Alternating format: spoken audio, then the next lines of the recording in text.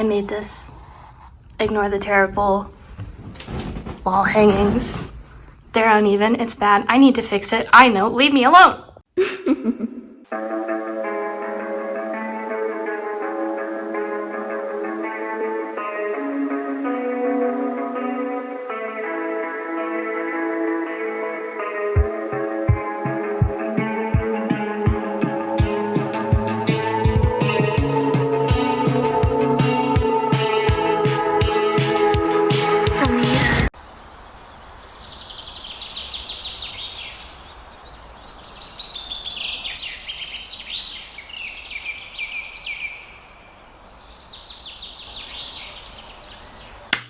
I am in the most unhinged experiment of my lifetime. I am doing something that I have toyed with for several years, but I have never fully committed to.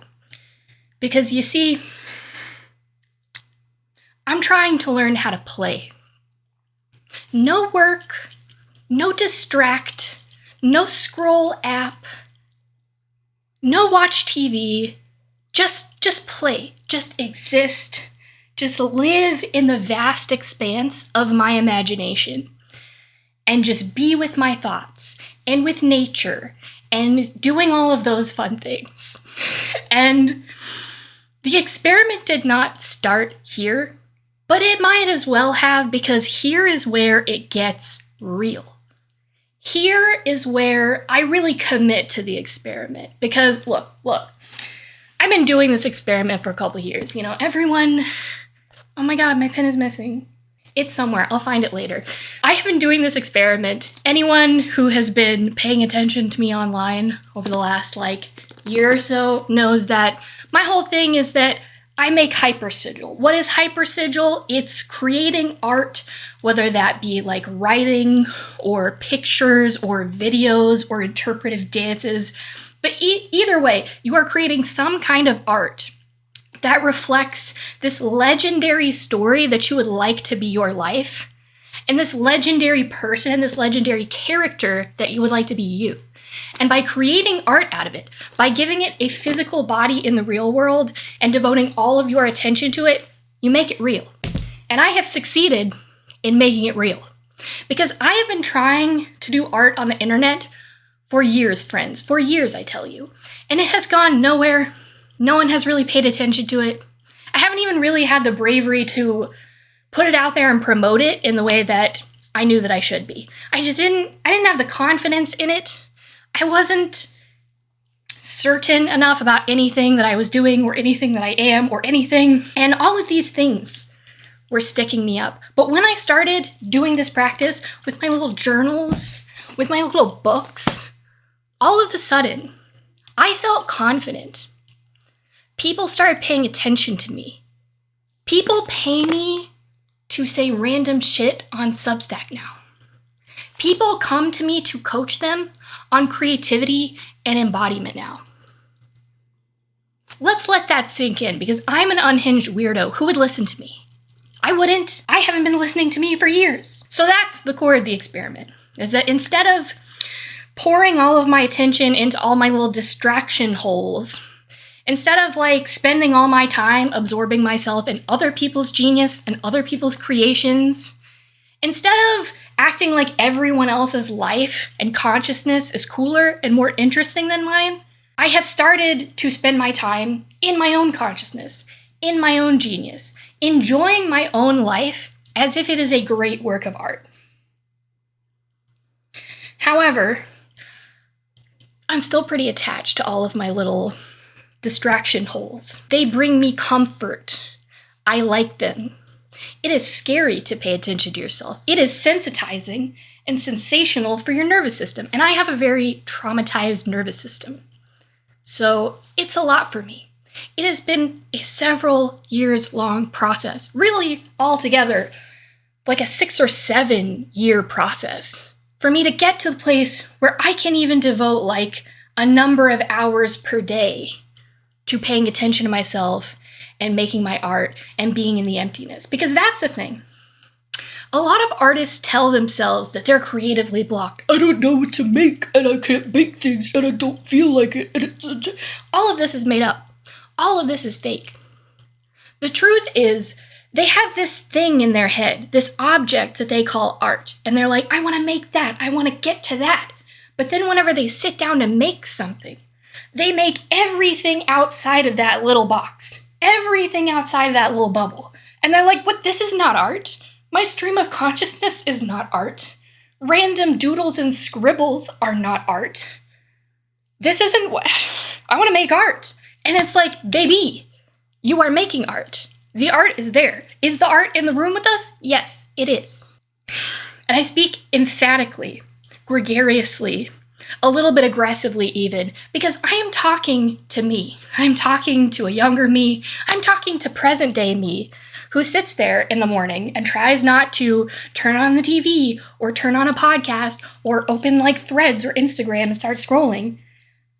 I'm talking to her and I'm telling her, please, go to the park with your little quilt and your little journal and just start writing shit. Just meditate for a little while. Do a crazy dance. Like, for fuck's sake, do something.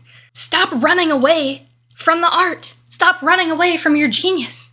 And even that dumb bitch shows up some days and is like, well, I don't know what to write. I don't have any art in me. I don't feel inspired. You have to create the inspiration. You have to make the inspiration. You have to show up to the inspiration. There's always inspiration. Like, are you fucking kidding me? There is like a blue sky outside and green grass and all kinds of like bugs and things. And like the other day, like a squirrel was like barking at me angrily because I was sitting under its tree. And we had a whole fucking moment. We had a whole fucking thing, me and that squirrel. That's inspiration. That's art. And another thing that I'm a really big fan of, like a core practice for me for several years now that I regularly fall off of and come back to because it takes a lot of patience, it takes a lot of focus and attention, and I'm very ADHD. But this practice, it's called astral traveling. Sometimes it's called active imagination if you are from the Jungian sect. But basically, it's where you show up and you just close your eyes and you wait a while, you breathe, you focus on your body, and then you see what images project themselves over your eyelid. And then you just let it keep happening. And you just watch what happens. And you try not to control it. That's the key. Because look, I've been playing in my imagination since I was a little kid. I've been, doing the whole lay down and make a movie in your head so you can fall asleep thing since I was a wee tot. This is different.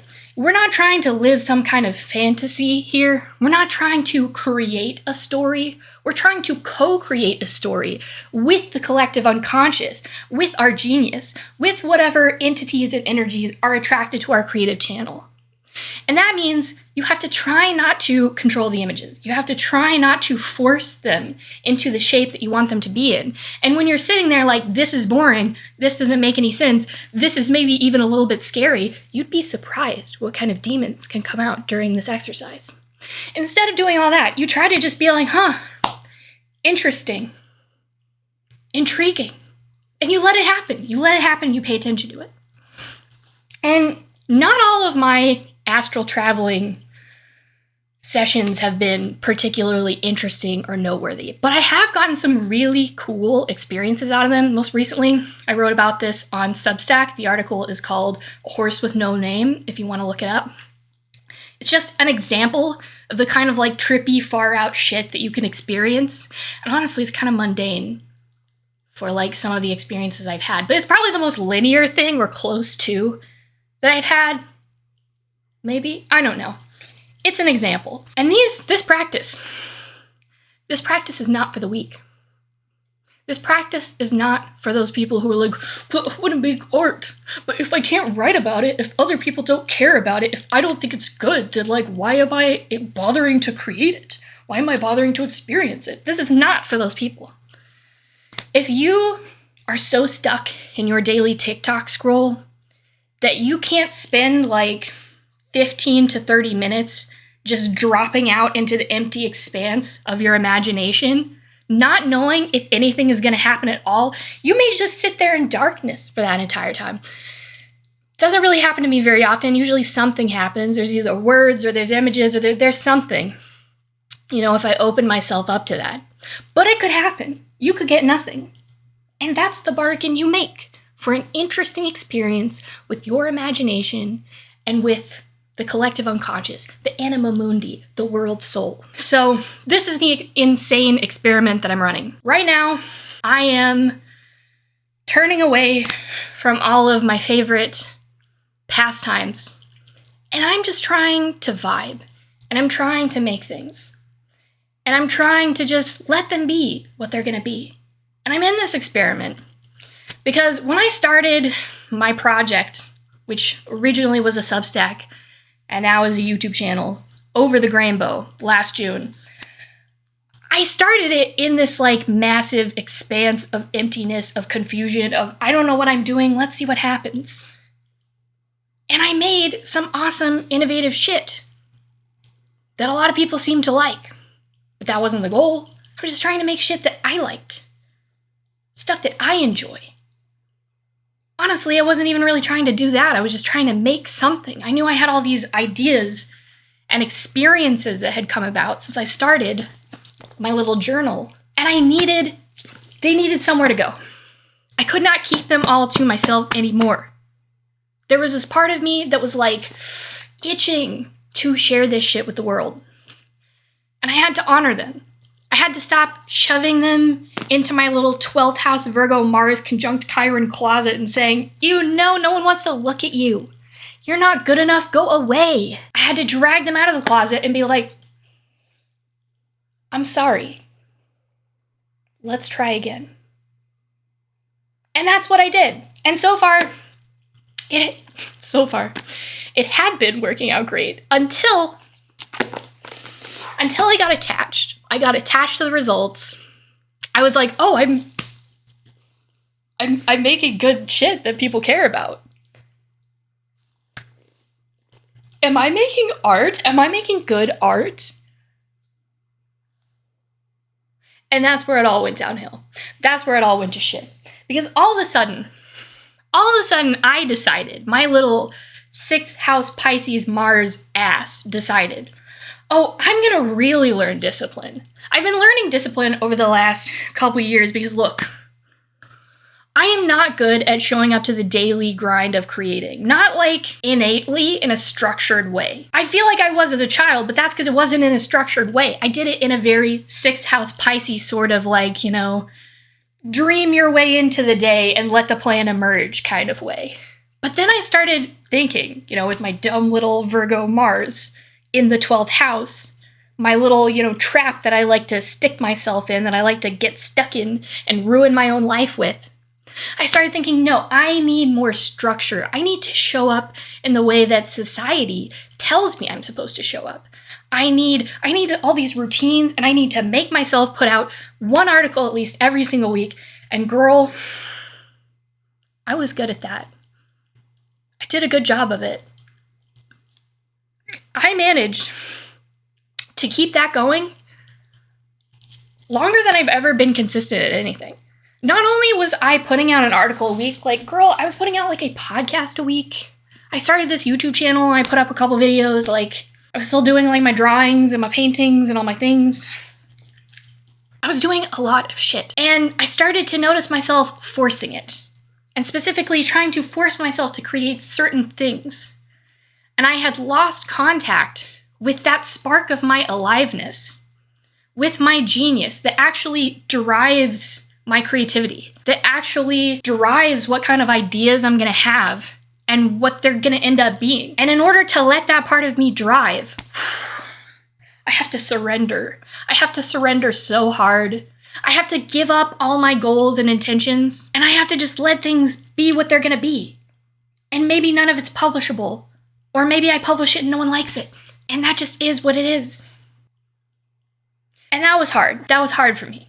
I started to miss that empty space of just not knowing what I was going to create next and just letting it emerge instead of trying to force it and be like, well, this is what I should be talking about. This is what I should be writing because I've set this precedent with all these other things I made. These are kind of the things I talk about, bullshit. I started to miss that empty space where I got to surprise myself with my own creative practice, with my own creativity, where I got to let the void surprise me. And this is why I'm always talking about how you have to hold your goals and intentions loosely. It's good to have a goal and an intention for like, I would like to create art today. I would like to write a Substack article. I would like to film a YouTube video. Maybe it's on these things, you can even start pinning it down a little more specifically if you want.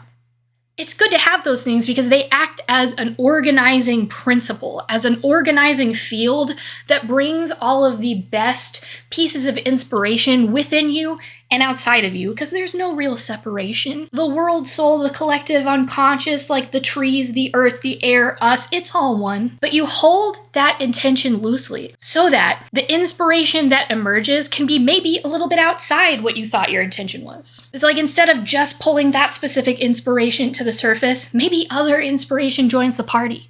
And maybe all of a sudden you realize that you don't need to be making today what you thought you needed to be making. And then instead, you want to make something totally different. If this isn't scaring you, you must not have Virgo placements. So this is me taking my own advice and being back on my bullshit, but the good bullshit. And it could not be happening at a better time because just like 2 days ago, 3 days ago, my Saturn return officially started, and it goes exact on April 2nd. And I've been wondering, what am I in for with this like Saturn return peak? Like what is the experience going to be? What's going to happen? And it turns out what's going to happen is just that I finally stop avoiding myself and avoiding what I really want to do just because I have to make money. Just because I'm a disabled person with multiple disabilities who can't work a regular job and really needs money. My God, I really need money. I have to forget all that though. I have to forget that I need money so that I can just make, so that I can just do, so that I can just experience. Because ever since a couple weeks ago, I started going out to the park with my little quilt and spending several hours a day out there, because it's a lot harder to distract yourself when you're out in nature and everything is so beautiful and you feel aliveness all around you. It's very hard to pick up your phone and like actively turn away from all that and be like, no, I'm gonna scroll TikTok. Much harder than when you're in the house and you're looking at boring walls and there's not nature and there's not aliveness and there's so many more fascinating distractions. So I started going outside, and I found that like spending those hours out in nature, just meditating, writing, vibing, talking to angry territorial squirrels, I felt so inspired. I felt so tuned in to the creative pulse in my life, to my aliveness, that I just felt like, honestly, I felt like I didn't even need to make art. I felt like I could just sit there and I could enjoy the art in my imagination all day. But I was so enjoying that art in my imagination that I felt this burning need to start creating things from it. And all of a sudden, over the course of like a week, I wrote like 8 articles.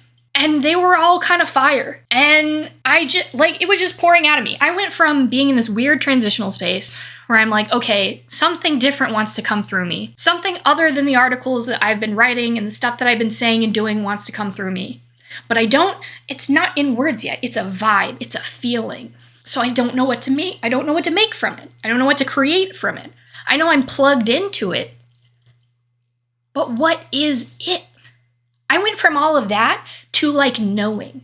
Not like a certainty sort of like where I could write out a business plan of what the fuck I'm doing right now. I still don't know that. But I started having a whole lot more clarity on what particular threads I'm pulling in, of like what audience I'm even talking to now, because that has been a major part of this transition, is realizing I've been trying really hard to make myself and my work accessible to people who are maybe just now accepting the reality that they're creative. They're just now owning that title or that descriptor for themselves.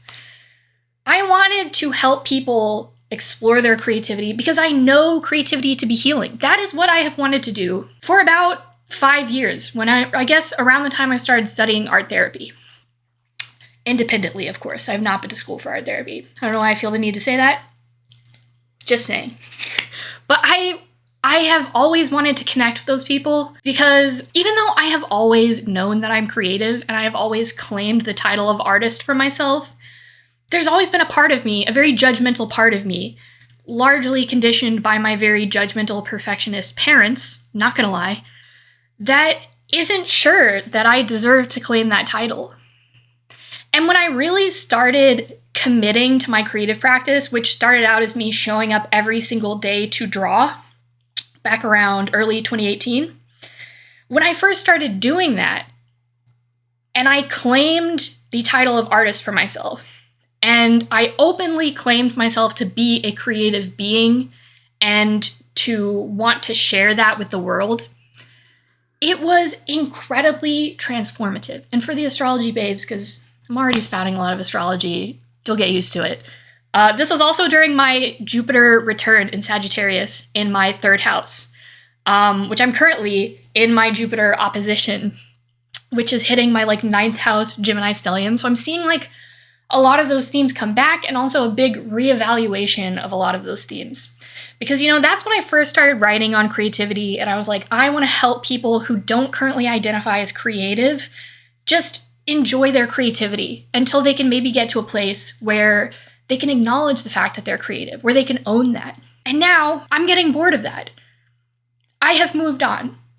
And as someone who has lived their entire life trying to caretake other people and fix other people and do what made them happy, it is finally time for realsies to put that down and start making what excites me and what inspires me and what I feel called to make and what I feel called to do. And that means that my work going forward is going to exclude some people. It's not going to be relatable to everyone, which is scary in the realm of audience building, because if you're working on audience building and you have a little bit of a scarcity complex around that type of stuff, you might think that the goal is to speak to as wide an audience as possible. You're draw in anyone who might give a shit about what I'm doing. But that actually really cuts into your magic and your magnetism. If you are too general and too vague, there's nothing for anyone to deeply connect with. It's there's this quote, I can't remember who said it, but there's this quote that if no one really hates you, no one really loves you. And that's kind of the vibe here, is you can't talk to everyone and really make an impact on everyone. You have to accept that you can only make a deep impact on a small number of people. So you might as well talk very specifically to them and know that your multifaceted, multiplicitous nature is going to draw in other people on the margins who can relate to what you're saying too. They're just not going to be your core homies. They're not going to be the main people that you're talking to. And that's okay. And unfortunately right now, the main people that I'm talking to are people who are already engaging with their creativity on a regular basis. Maybe they have this idea that they would like to be engaging more with their creativity. They feel like they could step it up a little bit in the realm of discipline and devotion and showing up for yourself. But they know for sure, I am an artist. I am meant to do big, great, amazing things, which doesn't necessarily mean being famous or being really popular or whatever. That can look a million different ways. You could be doing something great that no one ever knows about but you feel the greatness of it. You feel that what you're doing is huge and that it has massive ripples in the collective unconscious, even if only you are witnessing it. Those are the people that I'm talking to. The people who feel that. The people who are what I am doing is important. I may not believe it every day. I may still have some skepticism, some perfectionism, some insecurity. But some part of me is holding on to that belief. Some part of me holds this awareness that there is nothing more important than my vision of the world and what I create from that vision. And the other part of this that's going to make me very unrelatable to a lot of people is that I believe in order to do that, you have to be kind of insular. You have to somewhat close yourself off from politics, identity groups, all of these distractions, all of these different communities that are going to try to absorb you and try to enforce their vision of the world on you, you have to kind of, you have to create boundaries with them. I'm not saying don't watch the news anymore. I'm not saying don't go to rallies. I'm not saying don't, participate in the identity groups that you are a part of, hanging out with other queer people. I'm a part of several identity groups, and I love them. But I'm saying that you have to realize that they don't own you, that you are not beholden to them, and that you are not a prop for anyone else's movement. You are an artist, and you might create things that become a form of activism. You might create things that serve certain political interest groups or identity groups. But you can only create that from a space of the personal, of what feels important to you, of what you feel called to create. And lately, as anyone who follows me on Threads or Substack knows, I won't shut up about Bob Dylan. I watched the Bob Dylan movie, and I was really, I didn't really know anything about Bob Dylan going into it, and I was very skeptical of a biopic that I assumed to be just a monument to this dude where we overinflate his importance and, create this massive godlike archetype, of an artist that I don't even know that I care about. I went in very skeptical. And I came out like such a believer in the archetype of Bob Dylan. Because Bob Dylan, a lot of people said that he was an asshole in that movie. And a lot of people thought that he was thoroughly unlikable. And I've watched several documentaries on Bob Dylan since this. I mean, several. I've watched two. Both by Martin Scorsese, who seems to have a huge affinity for Bob Dylan. One of them was the Rolling Thunder Review, and the other was No Way Home, which is more a comprehensive view of his life and career. But anyway, one thing that activists and activist artists like Joan Baez will tell you is that Bob Dylan was not out here doing sit-ins. He was not deeply participating in the politics of the day. And actually, I write about this in one of my upcoming articles, but there were some attempts to sort of fold him into the liberal movements of that era that he seemed to kind of push back against. And it eventually led him to writing less political work, to making less political art. I'm not sure if there was a direct, A to B cause and effect sort of relationship between those things. But it is for certain that Bob Dylan moved on from politics and political anthems, which he never really identified his art as political in the first place. And that's what I'm saying here, is that Bob Dylan was deeply embedded in these communities. He was hanging out with other Black rock and blues artists, with the people who were in these movements, and he was writing about what he observed and what he felt, and he was writing from a place of being connected to these people. And it just so happened that the art that he made activated people. He did an activism, but he did an activism by not directly trying to do an activism. And anyone who knows a whole lot about the whole trajectory of the hippie movement will know that the hippies got burned out. The culture got burned out on hippies. They all moved on from activism. It's the early Gen Xers. I read an article on this once, I think for The Atlantic or something, talking about the sort of schism between baby boomers and early Gen Xers, because the early Gen Xers that a lot of people mistakenly call boomers, because, these aren't hard lines anyway, and they're all around the same age, but they felt very disconnected from all of the activism of the hippie movement and of the 60s and early 70s, although mostly by 69, that shit had died out. But they felt very disconnected from all that because there was a fatigue. There was, there were a lot of factors. I don't want to get off track here. There's a lot of reasons that the hippie movement died out and that people moved on from heavy political identification and action. But there is the reality that it wasn't just Bob Dylan who moved on from making political work. He was just following the collective conscious. He was creating from what he felt and what he felt was coming next, because that is the true work of a visionary.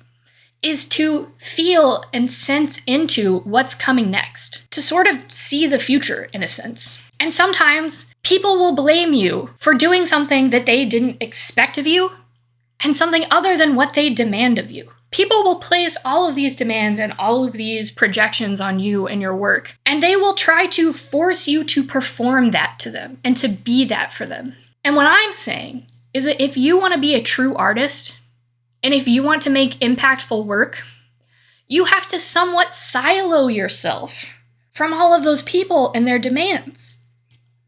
You have to be good at disengaging and disconnecting from what is not for you and what is not you. And sometimes that means you're going to piss some people off. People are going to be like, well, you must not be paying attention. Or like, how dare you not take all of these threats of the world ending seriously? And how dare you not take it upon yourself to fix all of them? When really, you just have an awareness of what you have control over and what you don't. Of what your role in the revolution is and what your role is not. Because all of us who are awake and activated and paying attention to what's going on and staying connected to ourselves, we're having an impact. We're having an impact on the people that we directly interact with. And in a more metaphysical way, we're having an impact on the collective unconscious by being fully alive and fully ourselves and going against all of those like subroutines that have got thousands of people, billions of people, walking around half asleep, doing terrible shit, and doing nothing to end like the literal devastation of the planet and of society. So you can never let anyone tell you that activism should look a certain way, or that you owe them a certain performance of being like a good leftist, or like whatever. You can't get distracted with all that. You have to do you. You have to be you. And you have to honor that energy that's trying to move through you. Like there's this Martha Graham quote that I am obsessed with.